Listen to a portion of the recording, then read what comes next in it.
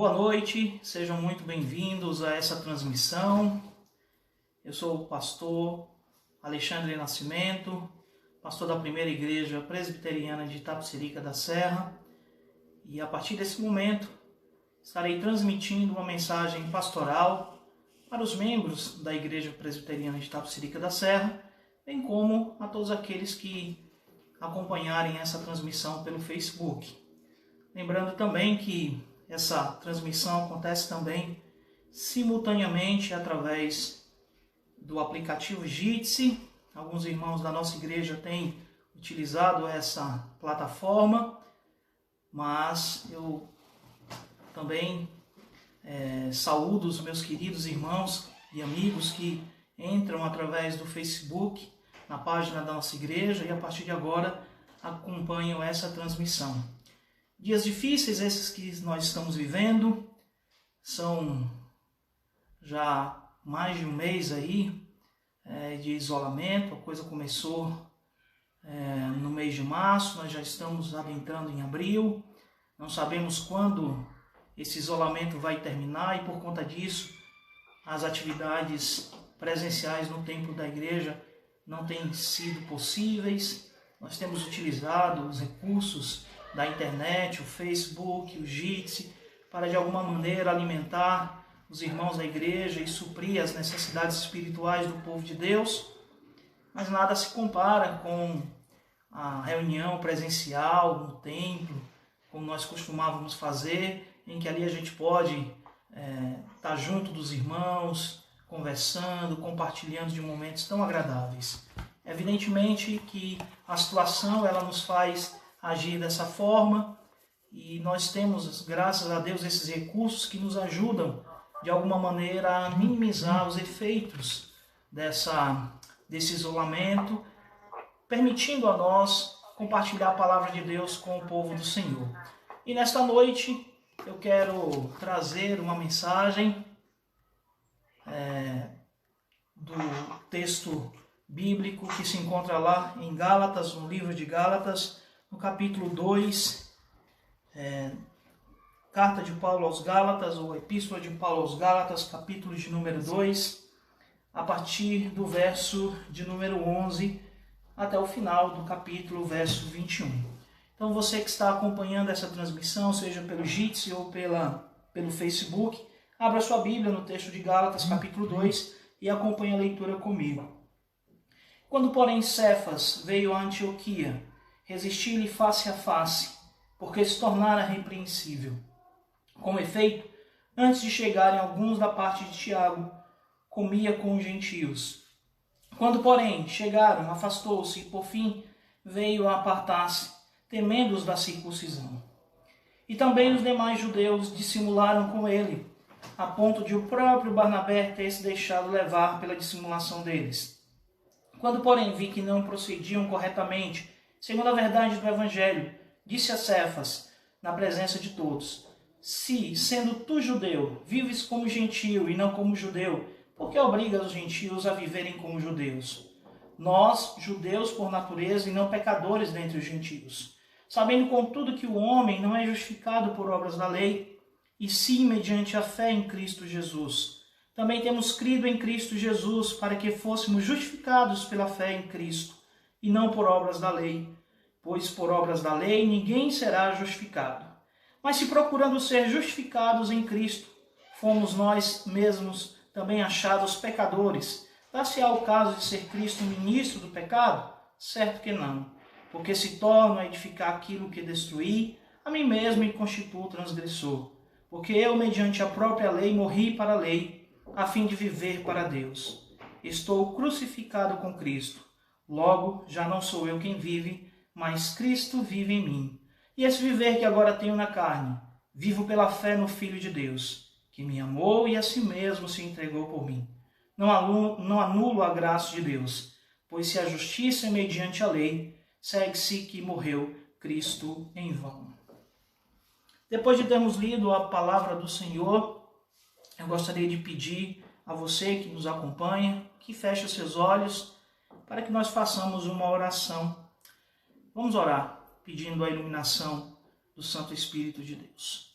Pai querido, nós louvamos o Teu nome porque temos esse privilégio tão abençoado de poder, ó Deus, compartilhar a Tua palavra com o Teu povo.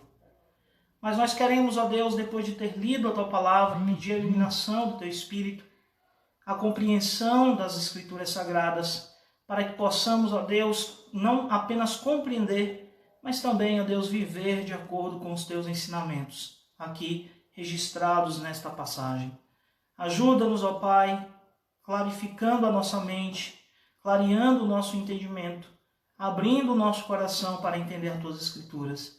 E assim, ó Deus, a Tua palavra possa produzir vida em nossas vidas, nos nossos corações. Abençoa-nos em tudo. É a oração que fazemos em nome de Cristo Jesus. Amém. A carta aos Gálatas é uma carta fascinante. O apóstolo Paulo a escreveu e é provavelmente um dos primeiros escritos do apóstolo Paulo. Os comentaristas se dividem, os estudiosos se dividem entre Gálatas e 1 Tessalonicenses como sendo a primeira carta escrita por Paulo. Isso vai depender de algumas pressuposições quanto ao local, quanto ao tempo em que Paulo escreveu, ou a data em que Paulo escreveu a carta, mas certamente a epístola de Paulo aos Gálatas está entre as primeiras cartas escritas pelo apóstolo. E como sendo uma das primeiras cartas do apóstolo Paulo, ela reflete muito bem as tensões daqueles primeiros dias, daqueles primeiros momentos da igreja cristã. Sobretudo depois que a igreja se expandiu entre os gentios. A carta aos Gálatas, ela traz essa atenção para nós, quando logo no primeiro capítulo o apóstolo Paulo fala que se admira do fato de os Gálatas terem abandonado o verdadeiro evangelho por um outro evangelho, que não é o evangelho de Cristo, mas alguns haviam pervertido a mensagem do evangelho. E essa tônica, ela vai predominar ao longo da carta aos Gálatas. Paulo ele vai falar acerca do evangelho da graça. Paulo ele vai fazer um contraste entre a mensagem que ele prega, a mensagem que ele levou aos Gálatas, que é baseada na justificação pela fé do pecador, com a mensagem ensinada pelos judaizantes, pelos falsos mestres, que dizia que a fé em Cristo não é suficiente para a salvação do pecador, mas que além da fé em Cristo, o pecador deveria cumprir algumas ordenanças, alguns ensinamentos da lei. Deveria cumprir com algumas exigências, algumas demandas da lei mosaica. E Paulo então vai gastar toda essa carta para refutar esse argumento e mostrar a suficiência de Cristo na salvação. E nesse argumento da suficiência de Cristo na salvação, ele vai falar sobre a justificação pela fé. E o capítulo 1, então, ele inicia falando sobre isso e ele estende esse argumento ao longo do capítulo 2, inclusive falando de uma situação que ocorreu, que foi a que nós lemos aqui a partir do verso 11, quando, em uma certa ocasião, não sabemos quando, o apóstolo Pedro, aqui na passagem nominado pelo seu nome hebraico, Cefas, estava junto dos irmãos lá de Antioquia, aquela primeira igreja que foi instalada, a primeira igreja foi implantada, melhor dizendo, entre os gentios, né, porque a primeira igreja ficava em Jerusalém, depois nós temos uma igreja lá em Samaria, e fora daqueles domínios da Palestina havia a igreja de Antioquia. E essa igreja foi uma igreja importante, foi a igreja que recebeu o apóstolo Paulo e que enviou ele, Barnabé, para a obra missionária. E foi ali em Antioquia onde os cristãos foram chamados por esse nome pela primeira vez. Essa igreja tinha, então, algum protagonismo naquele tempo. E era uma igreja que conseguiu, de uma maneira harmoniosa, conviver cristãos. Era uma igreja onde conviviam harmoniosamente cristãos judeus e cristãos gentios. E Paulo comenta que em uma certa ocasião Pedro foi à igreja de Antioquia e estava ali envolvido com os irmãos, conversando com os irmãos, e ele fala aqui de uma ocasião em que eles estavam numa refeição, provavelmente a festa do amor que acontecia em algumas igrejas daquele tempo, era uma festa que acontecia antes do culto, onde os irmãos levavam comida e eles confraternizavam antes do culto, e ali cada um compartilhava, né, a comida, o bem que Deus havia lhe dado, e levava para a igreja, e eles faziam aquele grande banquete, aquela grande mesa, e os irmãos comiam. E Pedro, até um dado momento da história, ele não se importou com isso, e estava ali junto dos irmãos gentios, né, que portanto não eram judeus, passou ali um tempo com eles, comia, se divertia, brincava, enfim, mantinha aquela comunhão com os irmãos. Mas quando alguns irmãos judeus, cristãos que vieram lá de Jerusalém, alguns associados a Tiago, chegaram ali, Pedro ele mudou. Pedro ele começou a se comportar diferente e começou então a reprimir os cristãos gentios. Passou então a se isolar, a se afastar deles, passando então a andar somente com os judeus cristãos que vieram de Jerusalém. O fato é que essa situação causou um grande mal-estar, causou tristeza, especialmente nos gentios que haviam se tornado cristãos. E eles ficaram então muito magoados com aquela atitude. E Paulo então, percebendo toda aquela cena, percebendo que não apenas Pedro estava se comportando daquela maneira, mas também outras pessoas como o próprio Barnabé haviam se deixado levar por essa dissimulação, ele repreendeu Pedro na frente de todo mundo. Alguns questionam que Paulo foi deselegante. Alguns argumentam que Paulo deveria ter procurado Pedro a sós e tê-lo repreendido, né, num ambiente privado. Mas nós precisamos entender aqui que o que estava em jogo não era o orgulho pessoal de um ou de outro, não era a opinião pessoal de um ou de outro, mas o que estava em jogo aqui era a liberdade do Evangelho.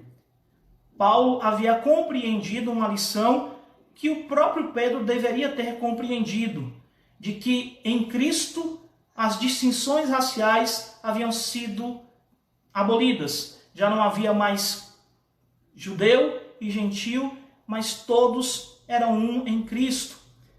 Pedro já havia recebido essa lição, e nós lembramos quando ele estava na casa de um judeu da cidade de Jope, e ele teve uma visão, e nessa visão descia um cesto com diversos animais, e uma voz dizia: mata e come. E Pedro se recusou por 2 vezes.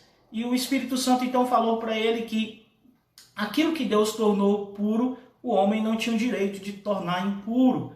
Mostrando ali, apontando ali justamente para essa realidade de que os gentios, porque era uma referência ao que estava para acontecer através de Cornélio, que era um gentio que havia recebido a visita de um anjo, e para o lugar onde estava Pedro enviou seus soldados, seus representantes, pedindo a Pedro que viesse até sua casa. A resposta do Espírito Santo era: Pedro, aquilo que Deus purificou você não pode tornar impuro. Então era uma lição para Pedro, mostrando que essas barreiras haviam sido derrubadas e que os gentios que antes eram considerados impuros pelos judeus haviam sido santificados por Deus, haviam sido abençoados por Deus e poderiam, nesse sentido, receber o evangelho da salvação. E aí então, nesse contexto de conflito em que Paulo repreende a Pedro, que nós encontramos essa passagem, e embora eu tenha feito a leitura do versículo 11 em diante, eu queria me concentrar no argumento de Paulo a partir do verso 15 até o final da passagem. E Paulo, então, ele vai desenvolver o seu argumento e ele vai mostrar aquilo que ele já havia começado a fazer no capítulo 11, o que é viver debaixo do Evangelho da Graça. Lembre-se que no capítulo 1, ele fala no verso 6, admira-me que estáis passando tão depressa daquele que vos chamou na graça de Cristo para outro Evangelho. Então o tema no capítulo 1 é o Evangelho de Cristo, o Evangelho da Graça. E aqui no capítulo 2, Paulo vai desenvolver esse tema, e nós vamos aprender nessa noite o que significa viver sob o Evangelho da Graça. E a primeira lição que nós aprendemos aqui sobre o significado de viver sob o Evangelho da Graça é que no Evangelho da Graça nós somos justificados pela fé em Cristo. O verso 16 diz: sabendo, contudo, que o homem não é justificado por obras da lei, e sim mediante a fé em Cristo Jesus. Também temos nós crido em Cristo Jesus, para que fôssemos justificados pela fé em Cristo, e não por obras da lei, pois por obras da lei ninguém será justificado. Paulo, então, ele desenvolve o seu argumento mostrando que através do Evangelho da Graça, o cristão ele é justificado pela fé em Cristo. Os judeus, meus queridos irmãos, costumavam olhar para os gentios com desprezo, orgulhando-se de serem eles cumpridores da lei e considerando os gentios como pecadores. No entanto, aos olhos de Deus, tanto o gentio como o judeu eram iguais. E mais ainda, os judeus não eram melhores do que os gentios, pois eles eram igualmente pecadores destituídos da glória de Deus. Assim, nem mesmo a obediência legalista dos judeus era suficiente para torná-los melhores ou justos aos olhos de Deus. Esse argumento, Paulo fala no versículo 16 que nós acabamos de ler. Sabendo, contudo, que o homem não é justificado por obras da lei. Paulo está dizendo que a lei, a obediência à lei, ela não é capaz de tornar o homem justo diante de Deus. E Paulo está falando por experiência própria, pois ele mesmo havia seguido esse caminho. Lá em Filipenses 3, do verso 4 ao 6, Paulo fala: bem que eu poderia confiar também na carne. Se qualquer outro pensa que pode confiar na carne, eu ainda mais. Circuncidado ao 8º dia, na linhagem de Israel, da tribo de Benjamim, hebreu de hebreus, quanto à lei, fariseu, quanto ao zelo, perseguidor da igreja, quanto à justiça que há na lei, irrepreensível. Mas para a decepção de Paulo, ele havia percebido que todas as suas tentativas de ser justo aos olhos de Deus mediante a obediência à lei foram fracassadas. A lei exigia uma perfeição que Paulo não era capaz de oferecer. Paulo era um pecador, e como um pecador cujo coração era dominado pelo pecado, escravizado ao pecado, Paulo ele era incapaz de amar a Deus de todo o seu coração como a lei exigia. E mais, ele era incapaz de cumprir com os demais mandamentos e obedecer de maneira perfeita como a lei exigia. Paulo era, portanto, um pecador fracassado que havia descoberto que jamais poderia ser justo diante de Deus por meio da lei. Por isso que ele inicia o verso 16 dizendo: sabendo, contudo, que o homem não é justificado por obras da lei. Mas aí você pode dizer, tudo bem, Paulo ele fracassou através da via religiosa. Eu acredito que eu posso ir para o céu, que eu posso ser justo diante de Deus, sendo uma boa pessoa. Algumas pessoas acreditam que se fizerem boas ações, que se eles ajudarem o próximo, que se eles fizerem um sacrifício em favor de outra pessoa, elas podem, então, ir para o céu. Essa semana eu assisti com a minha família o emocionante e belíssimo filme Milagre na Cela 7. Se você ainda não assistiu, eu recomendo, vale assistir o filme. É um filme belíssimo, emocionante. Eu brinquei, inclusive, aqui pelo Facebook, que como é que você pode assistir esse filme no meio de 3 choronas, referindo-se a minha esposa e as minhas 2 filhas. É um filme muito bonito, com uma mensagem muito tocante. Eu não vou dar nenhum spoiler do filme, fique tranquilo, mas uma fala, um diálogo entre 2 personagens me chamou bastante atenção e eu depois retornei ao filme para resgatar esse diálogo. E o diálogo era justamente acerca desse problema que Paulo levanta aqui no texto. Os 2 personagens são Rafiz, uma espécie de religioso, e o outro é um senhor, um velhinho, chamado Yusuf, né, que estava ali há muito tempo na cadeia por ter matado a própria filha. E eles dois então têm um diálogo, e Yusuf pergunta ao Hafiz para onde vai alguém que mata a própria filha. Não é? O Hafiz ele hesita em responder a essa pergunta, e o Yusuf faz a segunda pergunta. O homem lá de cima me deixaria entrar no céu dele?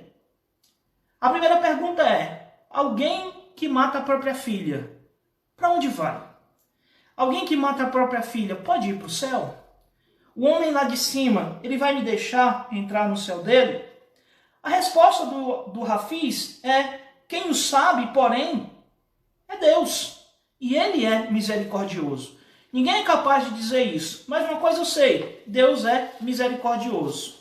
E aí então, Yusuf completa, eu sei que não posso ir para o paraíso e ficar com a minha filha. E o Hafiz então responde, se você machucou a sua filha, você precisa salvar outras crianças. Ou seja, se você fez o mal a alguém, agora você tem que fazer o bem e você poderá ser salvo. Seja uma boa pessoa e você vai para o céu. É a resposta do religioso Hafiz. E assim como o Hafiz, muitas pessoas também acreditam que fazendo boas ações, elas podem ir para o céu. É por isso que nós encontramos tantas pessoas distribuindo sopão durante a madrugada, multiplicam-se as ONGs, os trabalhos assistenciais em nosso país. Não estou fazendo nenhuma crítica a isso. Mas eu estou apenas dizendo que muitas pessoas acreditam que, sendo boas pessoas, elas poderão ir para o céu. Porém, o próprio apóstolo Paulo responde que isso é impossível. Por que isso é impossível? Porque todos nós somos pecadores e destituídos estamos da glória de Deus. Não há um justo, nenhum sequer. Todos se desviaram. Todos são incapazes de fazer o bem que Deus exige. Por diversos motivos e por diversas razões, todas as ações do homem, elas são manchadas pelo pecado, elas são egoístas na sua natureza, são feitas não para glorificar Deus. Então, até mesmo aqueles que tentam ser bons diante de Deus, que através disso pensam que vão poder agradar a Deus, essas pessoas também fracassam. Então, nós temos aqui um problema muito grande. A via religiosa de Paulo havia fracassado, e ele mesmo diz, o homem não pode ser justificado pelas obras da lei. E acabei de dizer agora que aqueles que querem ser bons e que se esforçam para fazer isso, também não vão ter sucesso. Então, como alguém pode ser justo aos olhos de Deus? A resposta de Paulo é simples, e ela está na sequência do versículo 16. O homem não é justificado por obras da lei, e sim mediante a fé em Cristo Jesus. Também temos crido em Cristo Jesus, para que fôssemos justificados pela fé em Cristo e não por obras da lei. Pois por obras da lei ninguém será justificado. A resposta, portanto, é por meio de Jesus, e somente por meio de Jesus é que o homem pode ser justo aos olhos de Deus. Somente através de Jesus é que o homem pode ser aceito diante de Deus. Deus aceita a justiça de Cristo na cruz em nosso favor e nos declara justos e perdoados, como comenta William Hendricks. Ele diz, justificação é aquele ato gracioso de Deus, pelo qual tão somente com base na obra mediadora de Cristo, ele declara o pecador como justo, e este aceita tal benefício com um coração crente. Portanto, Deus nos declara justo com base nos méritos e na justiça de Jesus. Isso fica claro no verso 16. Não é por meio dos nossos esforços, não é por meio da obediência à lei, porque ela é falha, mas por meio da fé em Cristo Jesus. Através de Cristo, nós somos perfeitamente justificados. Cristo é capaz de fazer aquilo que nós não somos capazes. E isso fica evidente pelo próprio verbo justificar, como aparece aqui na passagem. Se você reparar bem, o verbo justificar ele aparece na voz passiva. E mesmo no português nós aprendemos que a voz passiva indica que o sujeito ele está sofrendo uma ação. Por exemplo, na frase João, né, foi morto por Paulo. Nessa frase, João, que é o sujeito, né, dessa frase, ele recebe a ação. Né, ele recebe a ação de ser morto. Né? Não foi ele que causou sua própria morte, mas alguém que fez isso, né, contra ele. E aqui no texto de Gálatas, Paulo aplica a voz passiva para dizer que a justificação não é algo que eu ou você podemos alcançar por nossos esforços. Nós não podemos nos tornar justos aos olhos de Deus, mas isso é um ato divino, baseado na obra de Jesus. Jesus, quando morre na cruz, ele distribui a sua justiça por nós pecadores, a nós pecadores, né? E através da justiça de Cristo é que nós somos então aceitos e perdoados por Deus. Então, a única forma, afirma Paulo, é por meio de Jesus e de Jesus somente. Não é Jesus e mais alguma coisa. Alguns da seita dos judaizantes diziam: nós temos que crer em Jesus, mas precisamos continuar guardando a lei, cumprindo as cerimônias. Paulo rebate isso e diz: somente através de Jesus. Isso é viver segundo o Evangelho da Graça. Então, a primeira lição que nós aprendemos é que viver pelo Evangelho da Graça significa ser justificado em Cristo. A segunda lição que nós aprendemos é que viver sobre o Evangelho da Graça significa estar morto para a lei. E eu chamo a sua atenção para o versículo de número 19. Porque eu, mediante a própria lei, morri para a lei, a fim de viver para Deus. Estou crucificado com Cristo. Um pouco antes, nos versículos 17 e 18, Paulo então ele vai dizer: olha, o homem não pode ser justificado pela lei. Ele é justificado mediante a fé em Cristo.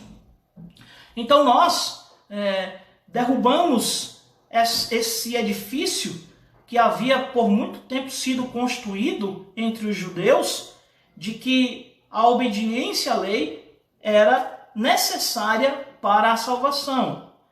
Se alguém de fato pudesse obedecer à lei de maneira impecável, de maneira imperfeita, talvez alguém pudesse ser salvo por meio dela. Mas isso é impossível, dada a condição do homem. Então a lei, ela não salva ninguém, pelo contrário, ela realça o nosso pecado. Ela mostra o quanto nós somos pecadores e quanto necessitamos de um Salvador. Então, nos versos 17 e 18, Paulo vai dizer que aquele edifício que havia sido construído pelos judeus havia sido derrubado. Então, nós não podemos novamente edificar esse edifício, que é justamente a salvação por meio das obras da lei. E ele insiste então na salvação pela graça. E ele vai falar no verso então 19 que ele está morto para a lei. Mas isso precisa ser bem entendido, né? Porque o apóstolo Paulo, quando ele fala sobre isso, ele está falando de algo que ele conhece muito bem. Porque o próprio Paulo era um homem muito devotado à lei.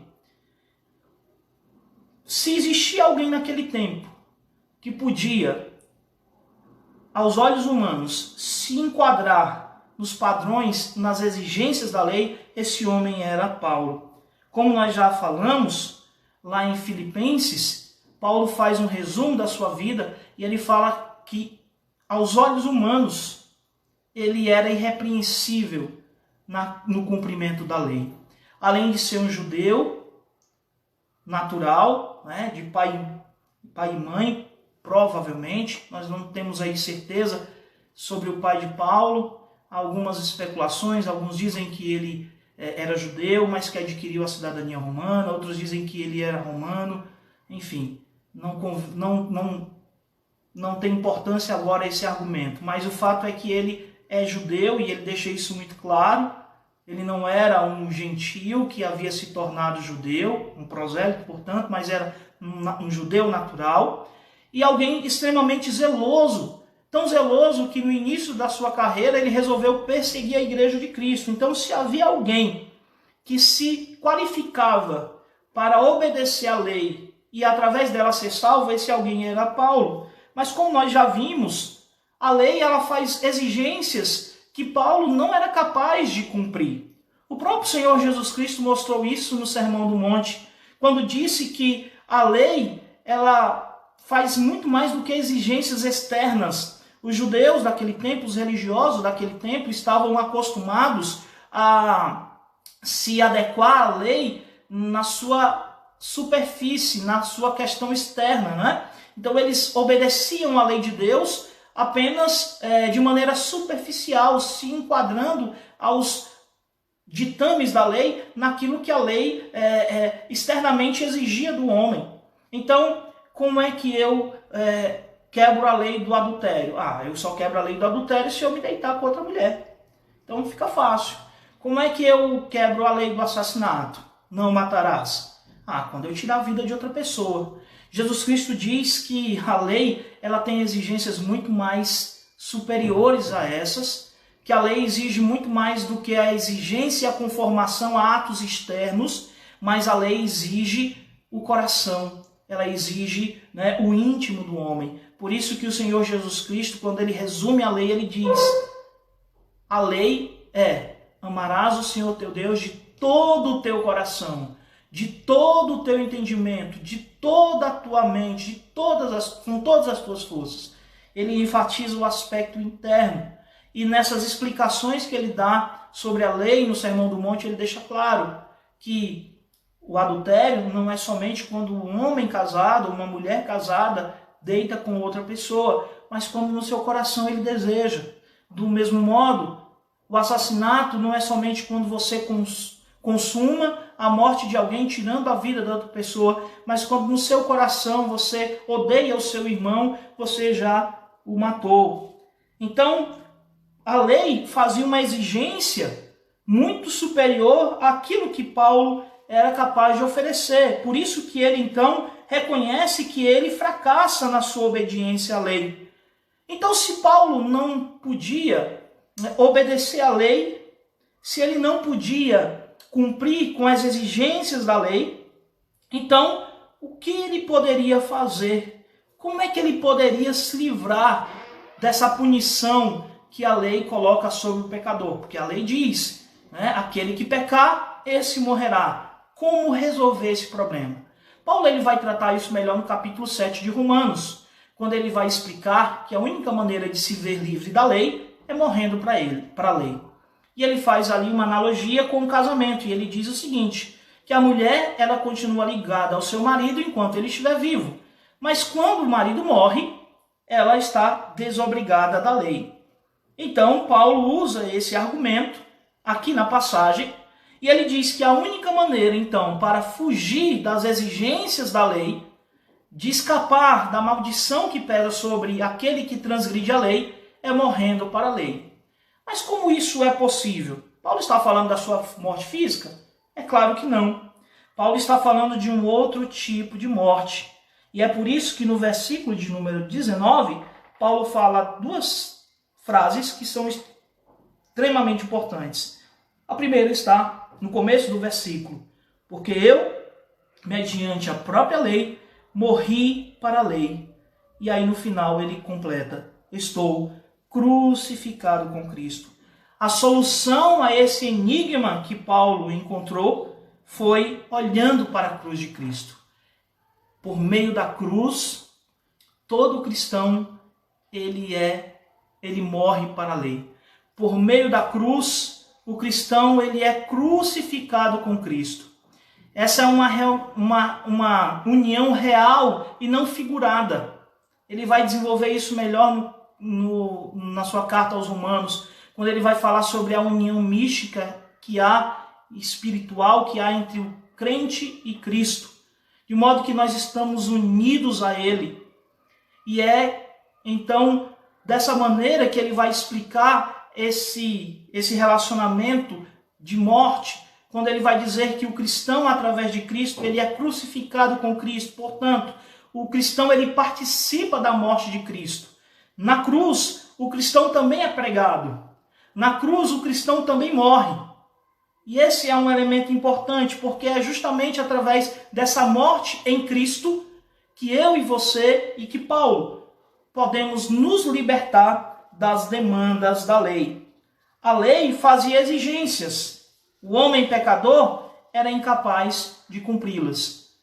Como consequência, havia a sentença: aquele que pecar, esse morrerá. Paulo então completa isso dizendo: a única maneira de nos vermos livres da lei é por meio da morte de Cristo. Através da morte de Cristo, da qual todo cristão participa, nós morremos para a lei e estamos assim libertos das suas demandas. Já não estamos mais debaixo das obrigações da lei. Não devemos mais viver debaixo das demandas da lei. Não precisamos mais nos preocupar com o que vamos comer, como vamos, o que vamos comer, o que não vamos comer, que dias nós devemos observar, como Paulo vai falar lá em Colossenses 2, 16, 17. E no caso de Paulo, e na situação que a passagem aparece, isso fica muito mais evidente, porque Paulo vai deixar claro que agora o cristão ele não precisa mais se preocupar com isso. E aí Pedro e os demais judeus que haviam ido para Antioquia poderiam sentar à mesa com os gentios sem nenhum problema. Porque os judeus eles guardavam as cerimônias da lei e de acordo com as exigências cerimoniais da lei, algumas comidas não poderiam ser comidas, né? Havia os animais puros, havia os animais impuros. Os judeus observavam isso meticulosamente, os gentios não. E isso era um gargalo no relacionamento entre os judeus cristãos e os judeus gentios. Os judeus cristãos e os judeus gentios. Né? Os cristãos gentios, melhor dizendo. Então isso era um problema. E Paulo então vai dizer: agora esse problema acabou, porque em Cristo nós morremos para a lei. Então nós podemos sentar à mesa juntos e podemos comer juntos, sem nenhum problema, sem nenhum temor, porque a lei, o cristão está morto para a lei. Ele não vive mais debaixo das demandas da lei. Então, viver sob o Evangelho é estar morto para a lei e, consequentemente, estar livre das suas demandas. Nós não orientamos mais nossa vida de acordo com as exigências da lei, porque estamos mortos para ela. E por fim, Paulo vai dizer que viver sob o Evangelho da graça significa que estamos vivos em Cristo. Antes que alguém acuse Paulo de dizer que o cristão pode viver de maneira licenciosa, antes que alguém pudesse dizer: então quer dizer, Paulo, que se o cristão está livre da lei, ele pode viver de qualquer jeito? Paulo vai dizer na sequência do verso 19: estou crucificado com Cristo, e aí vem o verso 20. Logo, já não sou eu quem vive, mas Cristo vive em mim. E esse viver que agora tenho na carne, vivo pela fé no Filho de Deus, que me amou e a si mesmo se entregou por mim. Meus queridos irmãos, Paulo está dizendo: eu morri para a lei, fui crucificado com Cristo. No entanto, como Cristo não está morto, mas ressuscitou dentre os mortos e vive para sempre, eu também renasci com Cristo para viver para Deus. Veja que no verso 19 ele diz: porque eu morri mediante a própria lei, a fim de viver para Deus. Paulo havia morrido para a lei, mas isso não significava que ele estava livre para viver de qualquer jeito. E eu quero fazer um parêntese aqui, porque muitas vezes nós presbiterianos somos acusados de algo semelhante. Aqueles que não concordam com a doutrina da predestinação acusam os presbiterianos da seguinte forma, dizendo o seguinte: então quer dizer que vocês acreditam que uma vez salvo, salvo para sempre? Aí a gente responde sim. Então quer dizer que você pode viver de qualquer jeito, pode viver pecando e você não vai perder a sua salvação. Sabe qual é a resposta a isso, meu querido? Paulo diz: logo, já não sou eu quem vive, mas Cristo vive em mim.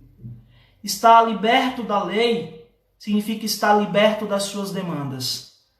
Estar liberto da lei significa dizer que nós não temos mais que obedecer à lei para sermos salvos. A salvação ela foi conquistada através de Jesus. E o homem, ele é declarado, o homem que confia em Cristo, ele é declarado justo. Aquele que coloca a sua fé em Cristo somente, esse é justo aos olhos de Deus.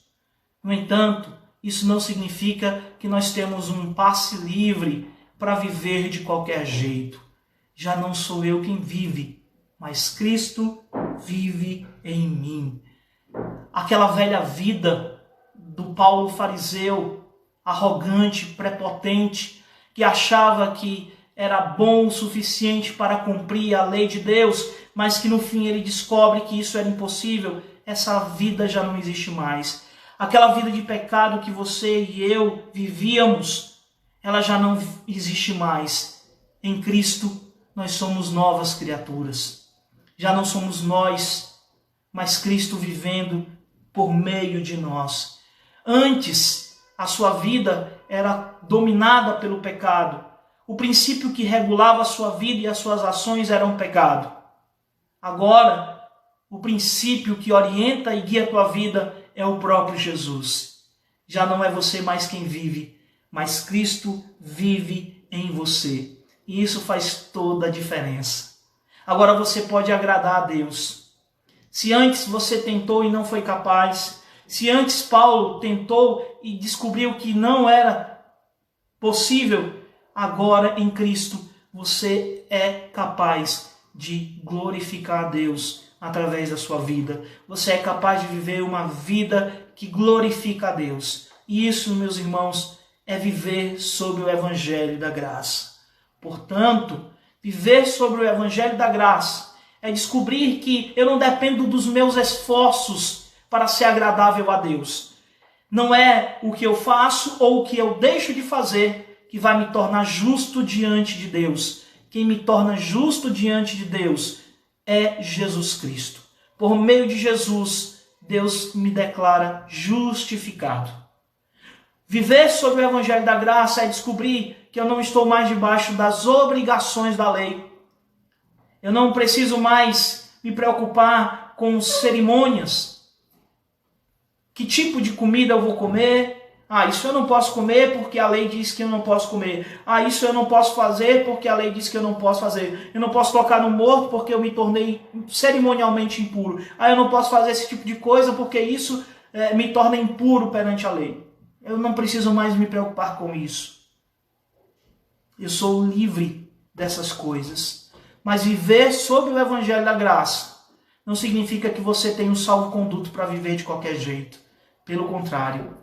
Viver sob o Evangelho da Graça te torna ainda mais responsável, porque já não é você quem vive, mas é Cristo que vive através de você. Então, meu querido irmão, minha querida irmã, você que recebeu uma nova vida em Cristo Jesus, viva essa vida pela fé no Filho de Deus, que te amou e se entregou por você na cruz do Calvário. Não desonre ao seu Senhor, estragando a sua vida, vivendo no pecado. Na carta que Paulo escreve aos Romanos, ele diz: não entreguem novamente o corpo de vocês ao pecado. Não entregue a sua vida ao pecado, mas glorifique a Deus através da nova vida que você recebeu em Cristo Jesus. Que Deus então abençoe a sua vida. Amém?